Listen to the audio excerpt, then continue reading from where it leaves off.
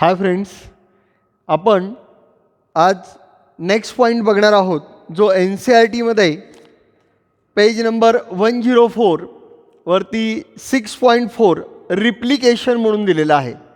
आत्तापर्यंत आपण D N एचं स्ट्रक्चर बघितलं, डी एन एचे फंक्शन्स बघितले. आज आपण डी एन ए रिप्लिकेशन बघणार आहोत. काय बघायचं? D N A replication.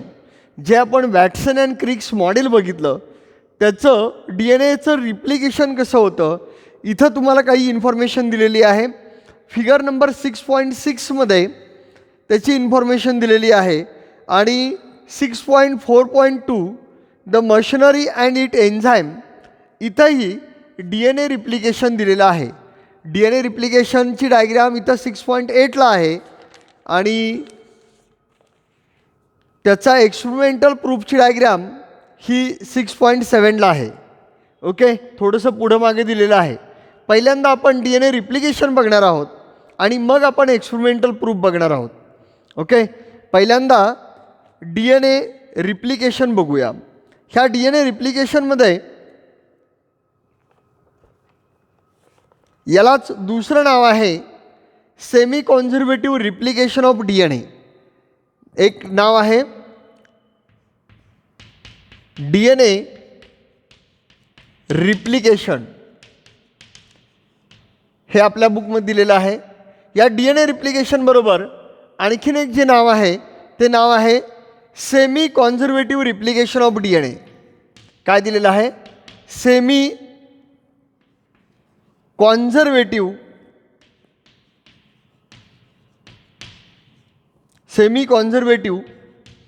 Replication of D N A. आता हा सेमी कॉन्झर्वेटिव्ह का वापरलेला आहे हे आपण बघणार आहोत. सेमी कॉन्झर्वेटिव्ह इथं नावातच दिलं आहे. सेमी म्हणजे हाफ. ओके, कॉन्झर्वेटिव्ह जतन करून ठेवलेला आहे. जो पूर्वीचा आहे डी एन ए त्याच्यातला हाफ डी एन ए आहे तसा आहे आणि बाकीच्याचं रिप्लिकेशन झालेलं आहे. यालाच आणखीन एक नाव आहे ते म्हणजे autocatalytic function. Autocatalytic function. Okay, autocatalytic function. आता सगळ्यात महत्त्वाचं जो डी एन ए मॉलिक्युल्स आहे त्याची डेफिनेशन बघा रिप्लिकेशनची काय आहे. The process in which a D N A molecule produce exact copy or replica of itself is known as the replication of D N A. ह्या रिप्लिकेशन ऑफ डी एन एची definition काय? तर it is a process in which D N A molecule produce exact copy. D N A molecule produce exact copy or replica of itself is known as replication of D N ए. ही झाली definition. Okay, ही definition. Second, in eukaryotic. Okay, in eukaryotic replication of DNA takes place inside nucleus. Replication takes place inside nucleus. Inside nucleus हा खूप important part आहे. Okay,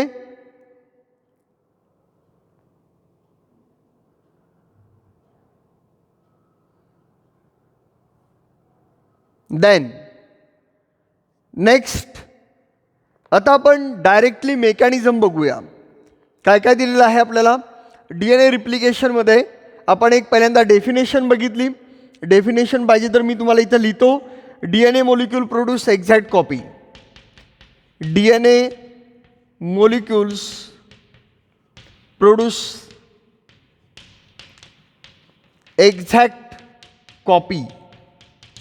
exact copy or replica, that is known as a replication. In eukaryotic, replication takes place inside nucleus. हे सगळं कुठे घडतं?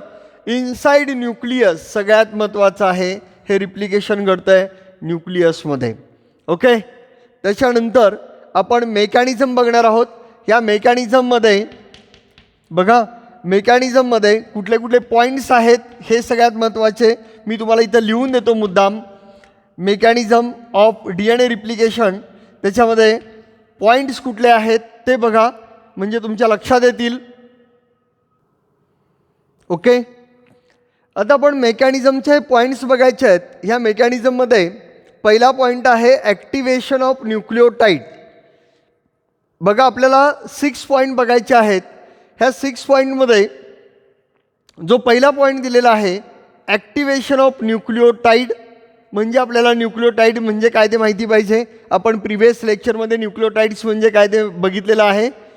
Origin or initiation points, origin point कुठला आहे, initiation point कुठला आहे तो बघायचा आहे. Unwinding of DNA strand, synthesis of new strand, then leading and lagging strand and formation of daughter DNA molecules. असे आपण 6 पॉईंट्स बघणार आहोत. आणि हे 6 पॉईंट्स बघितल्यानंतर आपल्याला पूर्ण मेकॅनिझम कंप्लीट होणार आहे, रिप्लिकेशन होणार आहे. ओके, आता 1 बाय 1 आपण पॉईंट्स बघायचे आहेत. पहिला पॉईंट बघणार आहोत आपण ॲक्टिवेशन ऑफ न्यूक्लिओटाईड. आपण आता पहिला पॉईंट डिस्कस करतोय. या पहिल्या पॉईंटमध्ये ॲक्टिवेशन ऑफ न्यूक्लिओटाईड. ॲक्टिवेट करायचं आहे. कुणाला ॲक्टिवेट करायचं आहे, तर न्यूक्लिओटाईडला ॲक्टिवेट करायचं आहे. कुठले कुठले न्यूक्लिओटाईड्स आहेत, आता इथं मी बाजूला लिहून ठेवतो की न्यूक्लिओटाईड्स, बरोबर आहे का. Nucleotide is equal to pentose sugar, phosphate group and nitrogenous base. बघितलं का आपण, pentose sugar, phosphate group and nitrogenous base. आणि त्यातला फॉस्फेट ग्रुप जर बाजूला काढला तर न्यूक्लिओसाईड. ओके, तर आपण न्यूक्लिओटाईड बघतोय, त्या न्यूक्लिओटाईडला ॲक्टिवेट करायचं आहे. ओके, DNA स्ट्रँड हे कशाने तयार झालेले आहेत, थाउजंड्स ऑफ न्यूक्लिओटाईडनी तयार झालेले आहेत. आणि ह्या न्यूक्लिओटाईड्सना पहिल्यांदा ॲक्टिवेट केलं पाहिजे. ओके, कुणाला ॲक्टिवेट करायचं आहे हे पहिल्यांदा बघा. ओके, न्यूक्लिओप्लाझम, न्यूक्लियसमध्ये असणाऱ्या न्यूक्लिओटाईड्सना ॲक्टिवेट करायचं आहे. म्हणून सेंटेन्स लिहिलं मी, all the four type of DNA nucleotides are found in the nucleoplasm. Nucleoplasm म्हणजे कोण, हा समजा न्यूक्लियस आहे, हा न्यूक्लियस आहे, बरोबर आहे. हा काय आहे, न्यूक्लियस आहे. तर ह्या न्यूक्लियसमध्ये काय असणार आहे, हे सगळं न्यूक्लिओप्लाझम आहे. न्यूक्लिओप्लाझम हे काय आहे, सगळं nucleoplasm. All the 4 type of the DNA nucleotides are found in the nucleoplasm. ह्या न्यूक्लियसमध्ये जे न्यूक्लिओप्लाझम आहे त्याच्यामध्ये सगळे तुम्हाला न्यूक्लिओटाईड जे फॉर्म मिळणार आहेत ते कुठल्या फॉर्ममध्ये मिळणार आहेत, ते मोनोफॉस्फेटच्या फॉर्ममध्ये मिळणार आहेत. त्यांना ॲक्टिवेट करून तुम्ही ट्रायफॉस्फेटच्या फॉर्ममध्ये आणायचं आहे. ओके, ते असताना असणार आहेत मोनोफॉस्फेटच्या फॉर्ममध्ये, त्यांना ॲक्टिवेट केल्यानंतर ते ट्रायफॉस्फेटच्या फॉर्ममध्ये मिळणार आहेत. पण हे रिॲक्शन करत असताना, हे ॲक्टिवेशन करत असताना in presence of enzyme phosphorylase, हे खूप महत्त्वाचं आहे. एन्झाईम फॉस्फोरायलेज.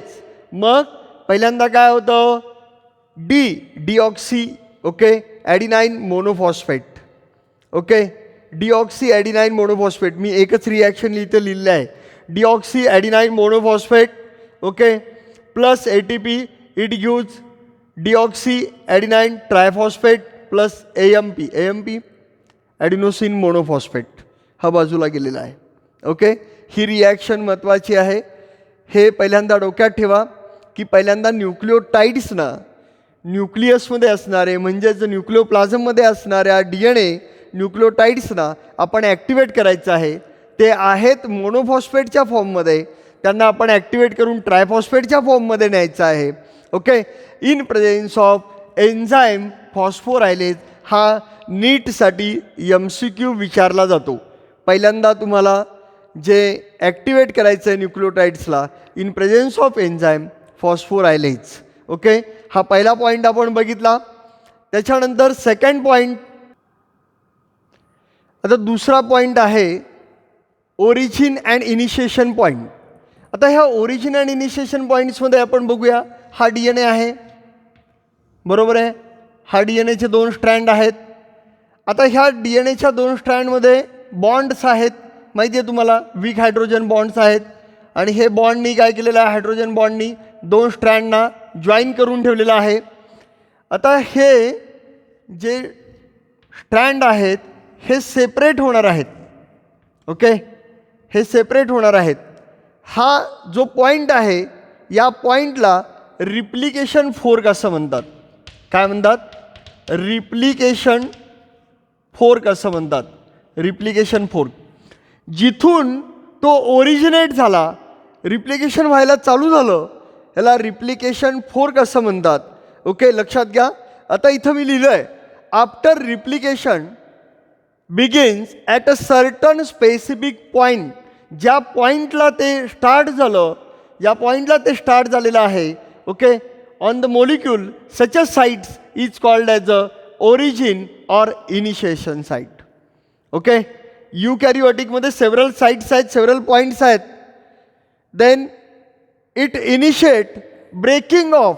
यांच्यामध्ये असणारा हायड्रोजन बॉन्ड आहे, हायड्रोजन बॉन्ड, हा हायड्रोजन बॉन्ड ब्रेक केला आहे. हे 2 स्ट्रँड आहेत, ह्या 2 स्ट्रँडमधला हायड्रोजन बॉन्ड ब्रेक झाला. हा ब्रेक झाल्यानंतर हा सेपरेट स्ट्रँड आला आणि हा सेपरेट स्ट्रँड आला आणि मग 2 स्ट्रँड सेपरेट झाले. ओके, पण बघा, इट इनिशिएट म्हणजे सुरुवात झाली. ब्रेकिंग ऑफ हायड्रोजन बॉन्ड, दोघांच्या 2 स्ट्रँडमधला जो हायड्रोजन बॉन्ड होता तो ब्रेक झाला between the 2 strand. That is known as the unzipping. ह्याला अनझिपिंग असं म्हणतात. ही आहे सेकंड स्टेप. ही आहे सेकंड स्टेप. याच्यापेक्षा महत्त्वाची आहे पुढची स्टेप. या पुढच्या स्टेपमध्ये बघायचं आहे अनवाइंडिंग. आता थर्ड स्टेजमध्ये आपण बघायचं आहे अनवाइंडिंग. काय बघायचं आहे, अनवाइंडिंग. आता इथं बघितलं आपण, हायड्रोजन बॉन्ड ब्रेक झालेला आहे, बरोबर आहे. मग हायड्रोजन बॉन्ड ब्रेक झाला, मग ते सेपरेट झाले का, नाही. मी लगेच इथं एक सेंटेन्स दिले बघा.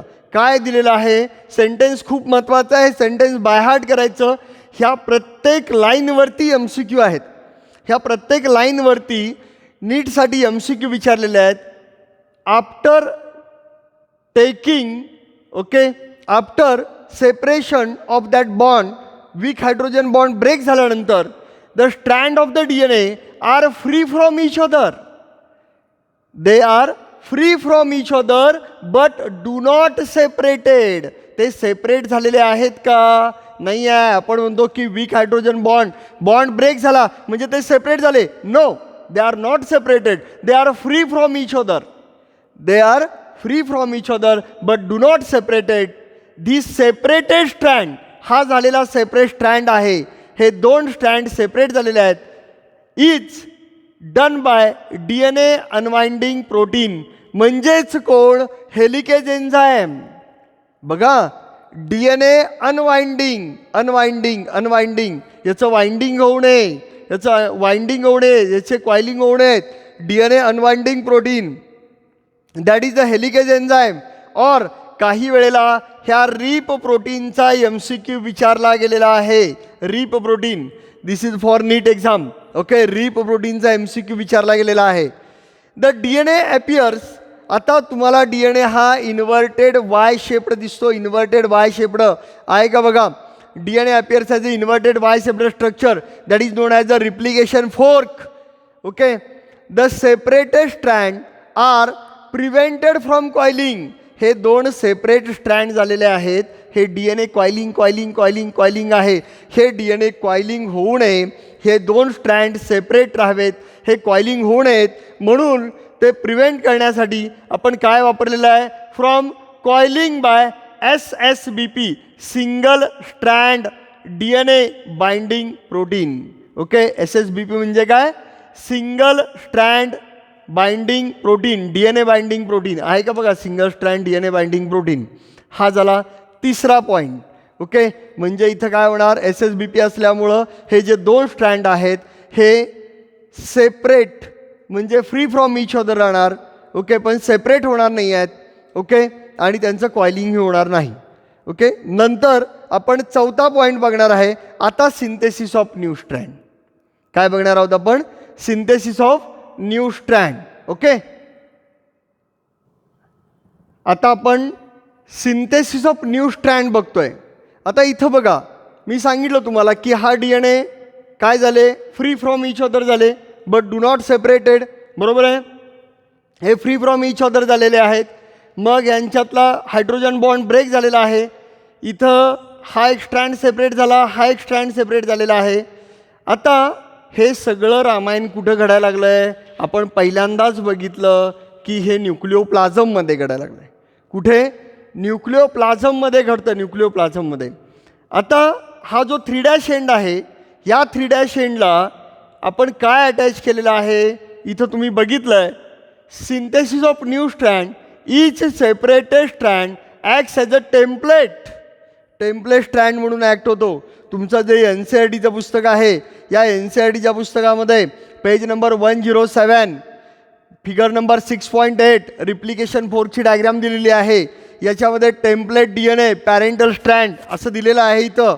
ओके, आणि इथं हा जो पॉईंट दिला आहे तो आपण बघणार आहोत.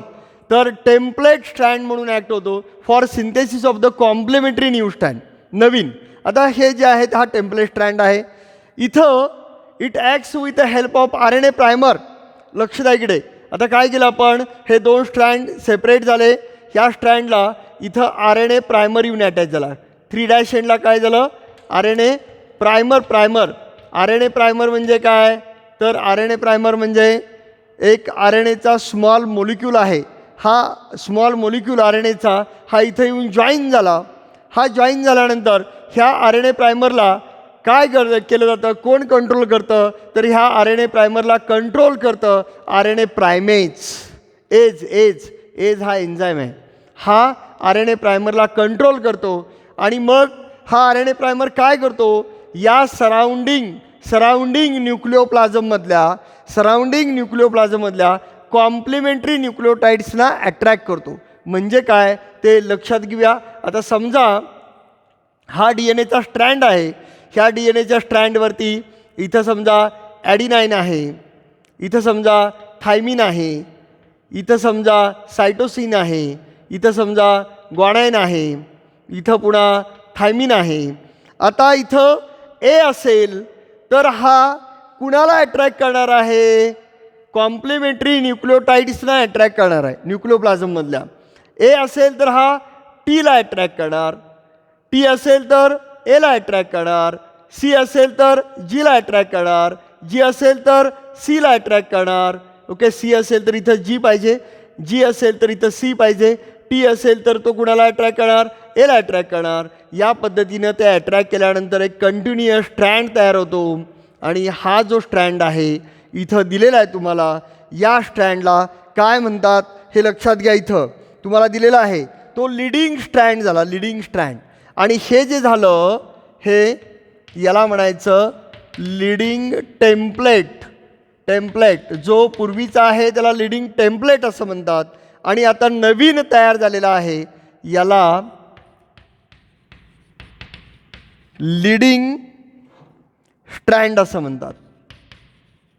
लीडिंग स्ट्रँड असं म्हणतात.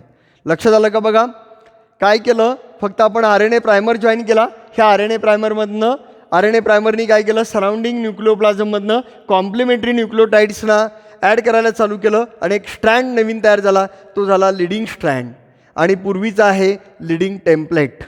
ओके, हा आहे 3' बघा इथं हा 5' to 3' आला आहे.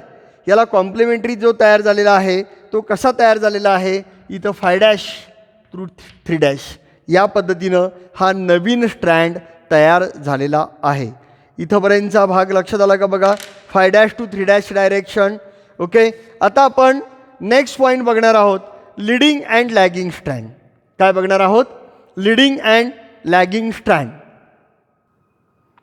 आता महत्त्वाचा पॉईंट इथं तुम्हाला दिलेला आहे. आपण हे बघितलं की हे लीडिंग टेम्पलेट आहे. हे काय आहे? लीडिंग टेम्पलेट आहे. तर दुसरा, आता इथं मी रिप्लिकेशन फोर्क थोडंसं रब करतो. इथं हे कळालेलं आहे तुम्हाला रिप्लिकेशन फोर्क म्हणजे काय ते. ओके, आता इथं आपण एक ॲडिशनल पॉईंट करू. हा लीडिंग स्ट्रँड आहे, तर हा काय असणार आहे? तर हा असणार आहे लॅगिंग स्ट्रँड. हा लॅगिंग टेम्पलेट आहे, सॉरी टेम्पलेट, हा झाला लॅगिंग टेम्पलेट. ओके, हा लीडिंग टेम्पलेट आहे, लीडिंग टेम्पलेट. हा तर हा झाला लॅगिंग टेम्पलेट. आता इथं नवीन तयार झालेला बघा, हा जुना आहे तो लीडिंग टेम्पलेट म्हणलेला आहे आणि नवीन तयार झाला त्याला लीडिंग स्ट्रँड म्हणलेला आहे. आता इथं हा 5' to 3' डायरेक्शन आहे. ओके, 5' to 3' डायरेक्शन आहे.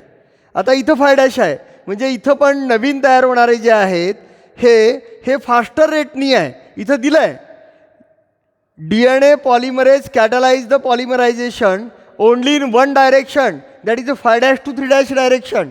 ओके, दुसरं consequently on one strand replication is a continuous. ह्या एका स्टँडला रिप्लिकेशन कंटिन्युअस झालेलं आहे. Okay, while on other stand it is a discontinuous. इथं रिप्लिकेशन हे डिसकंटिन्युअस आहे. इथं रिप्लिकेशन हे डिसकंटिन्युअस आहे. मग त्यांनी तुम्हाला सांगितलं पहिल्या ह्याच्यामध्ये लीडिंग स्ट्रँड, हा लीडिंग स्ट्रँड जो तयार झालेला आहे, हा लीडिंग स्ट्रँड हा कसा आहे? कंटिन्युअसली आहे, कंटिन्युअसली कन्स्ट्रक्ट झाला आहे ॲट अ फास्टर रेट. हे सगळ्यात महत्त्वाचं आहे.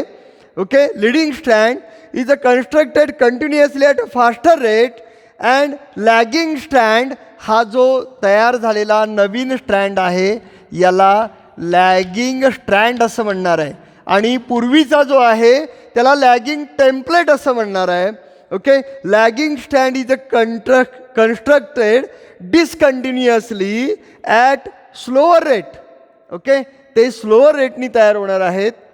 पुढं lagging strand is a constructed in the form of, कुठल्या फॉर्ममध्ये आहेत ते? शॉर्ट फ्रॅगमेंटच्या फॉर्ममध्ये तयार झालेले आहेत. शॉर्ट फ्रॅगमेंटच्या फॉर्ममध्ये तयार झाले आहेत म्हणून त्यांना ओकाझाकी फ्रॅगमेंट असं म्हणतात. काय म्हणतात त्यांना म्हटलं जातं ओकाझाकी फ्रॅगमेंट. काय म्हटलं जातं त्यांना? ओकाझाकी फ्रॅगमेंट. हे जे आहेत हे डिसकंटिन्युअस आहेत, हे स्लोअर रेटनी आहेत. हा लीडिंग स्ट्रँड हा कंटिन्युअसली आहे, फास्टर रेटनी आहे आणि हे जे ओकाझाकी फ्रॅगमेंट आहेत हे नंतर जॉईन होतात. हे कोण जॉईन करतं? तर हे जॉईन करतं एन्झाईम DNA लिगेज. हे जॉईन कोण करतं? Enzyme DNA ligase, ligase or ligase. Okay, this Okazaki fragment हे जे ओकाझाकी फ्रॅगमेंट्स आहेत, जे तुकडे आहेत, this Okazaki fragment needs one RNA primer. Okay, एक RNA प्रायमर लागतो आणि हा RNA प्रायमर काय करतो? हा जॉईन करतो. लेटर द RNA प्रायमर, एकदा RNA प्रायमरचं काम झालं, हा जे तुकडे आहेत, फ्रॅगमेंट्स आहेत ते जॉईन केले की मग नंतर हा RNA प्रायमर रिमूव्ह करायचा आणि RNA primer is removed by enzyme. सगळ्यात महत्त्वाचं आहे enzyme RNAs. Okay, enzyme RNAs. Okay, आणि RNAsला दुसरं नाव आहे, हा MCQ विचारला जातो, RNAsला दुसरं नाव आहे डायसर. काय नाव आहे? डायसर. ओके, डायसर. आणि मग आपण लास्ट स्टेप बघणार आहोत, that is a formation of daughter DNA molecules. काय बघणार आहोत? Formation of daughter DNA molecules. आता याच्यामध्ये formation of daughter DNA molecules, हा एक स्ट्रँड तयार झाला, हा एक स्ट्रँड तयार झाला. असे दोन स्ट्रँड तयार झाल्यानंतर इथं आपल्याला एक ओल्ड स्ट्रँड आहे, हा ओल्ड आहे, हे न्यू स्ट्रँड तयार झालेले आहेत. Okay, in this way for each old strand and new strand are, म्हणजे हा old strand and complementary new strand. A complementary new strand is a constructed. एक ओल्ड स्ट्रँड आहे आणि कॉम्प्लिमेंटरी न्यू स्ट्रँड तयार झालेला आहे. ते दोन्हीही सायमल्टेनियसली काय होतात? न्यू आणि ओल्ड स्ट्रँड अंडरगोज कॉइलिंग, यांचं सुद्धा कॉइलिंग व्हायला चालू होतं. And 2 identical daughter DNA molecules is formed. Okay. आणि मग याच्यामध्ये 50% पार्ट हा ओल्ड आहे आणि 50% पार्ट हा न्यू स्ट्रँड आहे. मग 50% part is a mother molecule, त्याला मदर मोलिक्युल्स असं म्हणतात. इज रिटेनड, कॉन्झर्वड म्हणजे जतन करून ठेवलं जातं. While remaining 50% is newly constructed, आणि म्हणून त्याला नाव दिलं होतं की सेमी कॉन्झर्वेटिव्ह रिप्लिकेशन. मी पहिल्यांदा नाव दिलं होतं इथं DNA रिप्लिकेशनच्या ऐवजी काय दिलं होतं, सेमी कॉन्झर्वेटिव्ह रिप्लिकेशन DNA. आणि हेच आपण आता जे 6.4.1 एक्सपेरिमेंटल प्रूफ आहे त्याच्यामध्ये Meselson's and Stahl's experimentally proved semiconservative nature of replication of DNA using heavy isotopes. त्यांनी काय केलं, N15 हेवी आयसोटोप्स आणि आपला E. coli बॅक्टेरिया यूज केलं, आणि हे एक्सपेरिमेंटल प्रूफ त्यांनी दिलं की 50% ओल्ड आहेत आणि 50% न्यू आहेत. ओके. इथंपर्यंत आपण बघितलं DNA रिप्लिकेशन. काही डाऊट्स असतील तरी मला पुढच्या लेक्चरला सांगा, म्हणजे आपण त्याच्यामध्ये ॲड करत जाऊ. ह्या DNA रिप्लिकेशनमध्ये जिथं जिथं एन्झाईम्स आलेले आहेत ते एन्झाईम्स तुम्ही बाजूला लिहून काढायचे आहेत, आणि हे एन्झाईम्स तुम्हाला नीट एक्झामसाठी विचारले जाणार आहेत. हेच तुम्हाला कुठे दिलेले आहेत, NCERTमध्ये जर तुम्ही बघितलं तर इथं page number 106 6.4.2 machinery and enzymes, याच्यामध्ये बऱ्यापैकी तुम्हाला एन्झाईम्स दिलेले आहेत. हेही आपण रीड करणार आहोत. याच्यामध्ये मी तुम्हाला सांगतो कुठल्या पद्धतीनं एन्झाईम्स दिलेले आहेत तेही तुम्ही लिहून काढायचे आहेत. ओके. चलो बाय, थँक्यू.